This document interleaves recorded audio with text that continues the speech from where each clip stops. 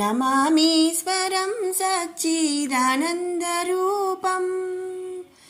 लसत्कुण्डलं गोकुले ब्राजमनम्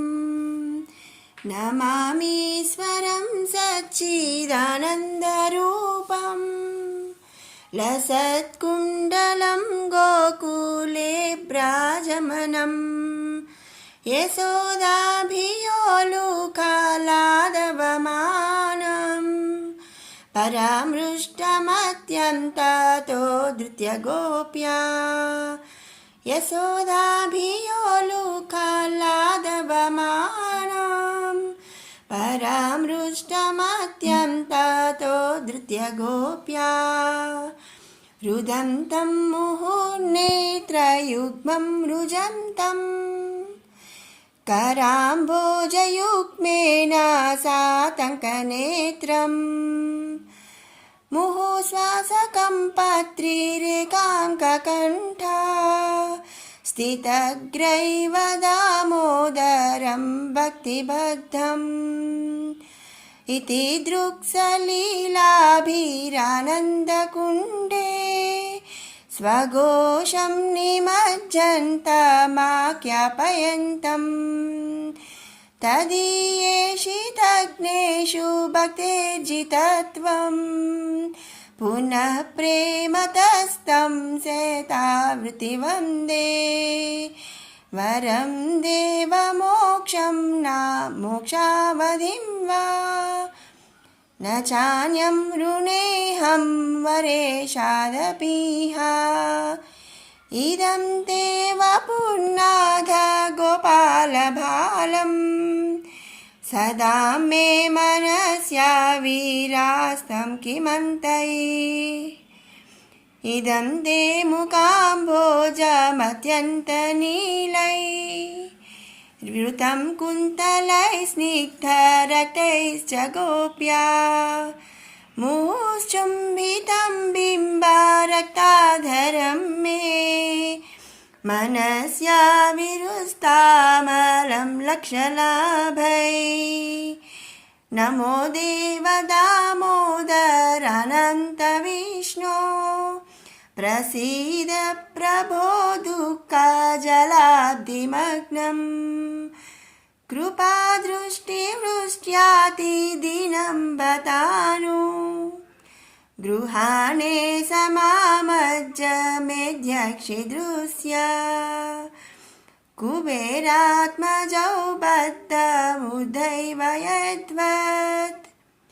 त्वया मोचितौ भक्तिभाजौ कृतौ च तथा प्रेम भक्तिं स्वकां मे प्रयच्छ न मोक्षे ग्रहो मेऽस्ति दामोदरेह न मेस्ते सुदाम्ने स्फुरदीप्तिदाम्ने त्वदीयोदरात् यथ विश्वस्य दाम्ने नमो राधिकायै त्वदीयप्रियायै नमो नन्दलीलाय देवाय तुभ्यं नमो राधिकायै त्वदीयप्रियायै नमो नन्दलीलाय देवाय तुभ्यं नमामीश्वरं सच्चिदानन्दरूपम्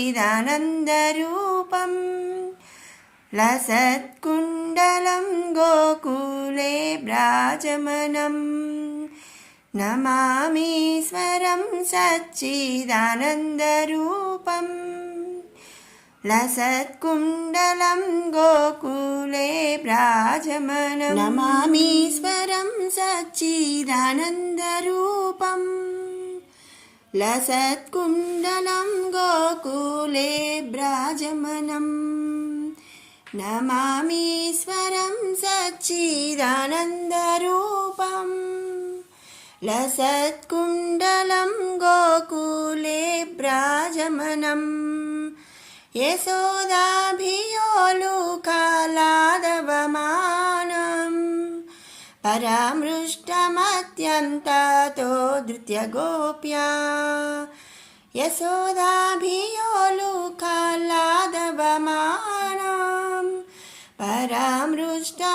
ततो धृत्यगोप्या रुदन्तं मुहुर्नेत्रयुग्मं रुजन्तम् कराम्भोजयुग्मेन सातङ्कनेत्रम् मुहुश्वासकम्पत्रिरेकाङ्ककण्ठा स्थितग्रैव दामोदरं भक्तिबद्धम् इति दृक्सलीलाभिरानन्दकुण्डे स्वघोषं निमज्जन्तमाख्यापयन्तम् तदीयेषितज्ञेषु भक्तेर्जितत्वं पुनः प्रेमतस्तं सेतावृत्तिवन्दे वरं देवमोक्षं न मोक्षावधिं वा न चान्यं ऋणेऽहं वरेशादपीह इदं ते वपुर्नाथ गोपालभालं सदा मे मनस्याविरास्तं किमन्तैः इदं ते मुकाम्भोजमत्यन्तनीलैर्वृतं कुन्तलैः स्निग्धरक्तैश्च गोप्या मुहुश्चुम्बितं बिम्बारक्ताधरं मे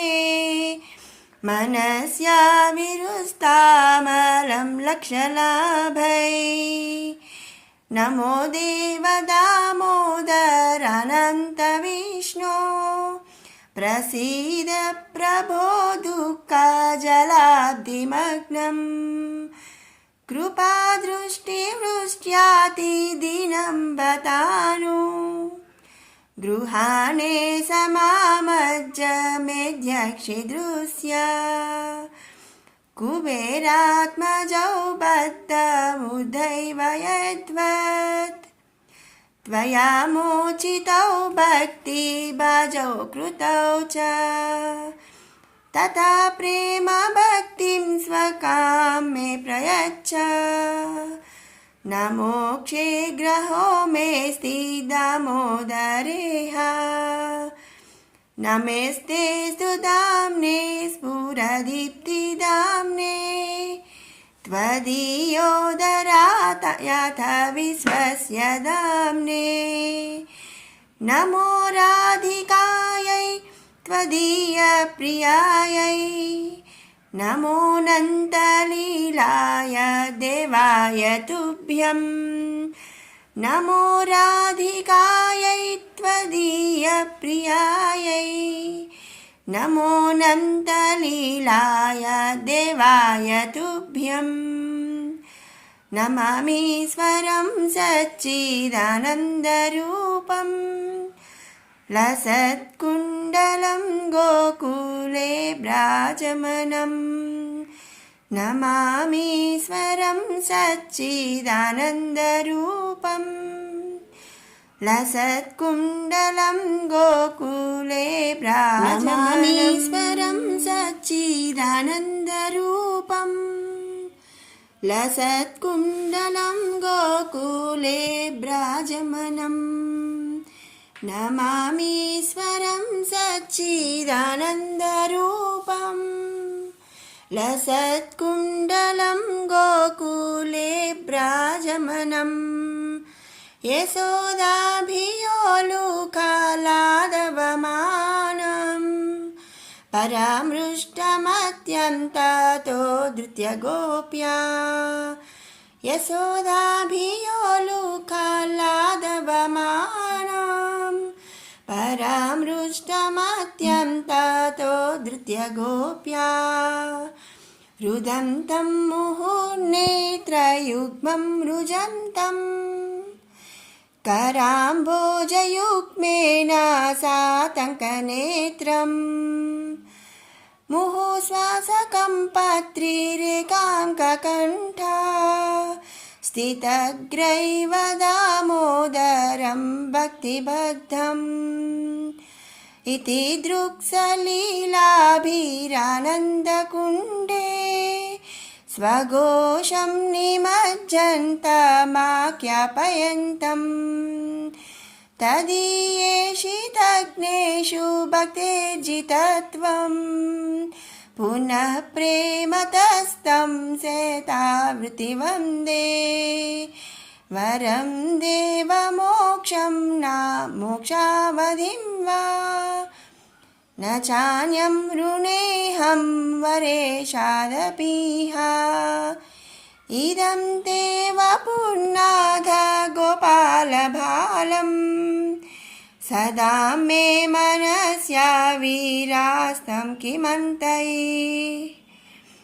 इदं ते मुकाम्भोजमत्यन्तनीलैर्वृतं कुन्तलैः स्निग्धरक्तैश्च गोप्या मुहुश्चुम्बितं बिम्बारक्ताधरं मे मनस्या विरुस्तामलं लक्षलाभै नमो देवदामोदरानन्तविष्णो प्रसीद प्रभो दुःखजलाब्धिमग्नम् कृपादृष्टिवृष्ट्यातिदिनं बतानु गृहाणे समामज्ज मेध्यक्षिदृश्य कुबेरात्मजौ बद्धमुदैव यद्वत् त्वया मोचितौ भक्तिभाजौ कृतौ च तथा प्रेम भक्तिं स्वकां मे प्रयच्छ न मोक्षे ग्रहो मेऽस्ति दामोदरेह न मेस्ते सुदाम्ने स्फुरदीप्तिदाम्ने त्वदीयोदरात् याथ विश्वस्य दाम्ने नमो राधिकायै त्वदीयप्रियायै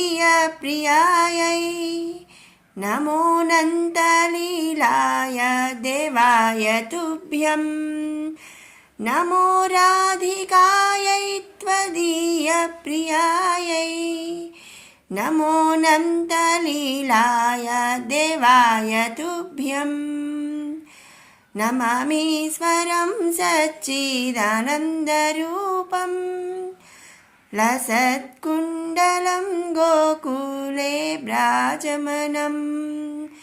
नमामीश्वरं सच्चिदानन्दरूपम् लसत्कुण्डलं गोकुले व्राजमानम्।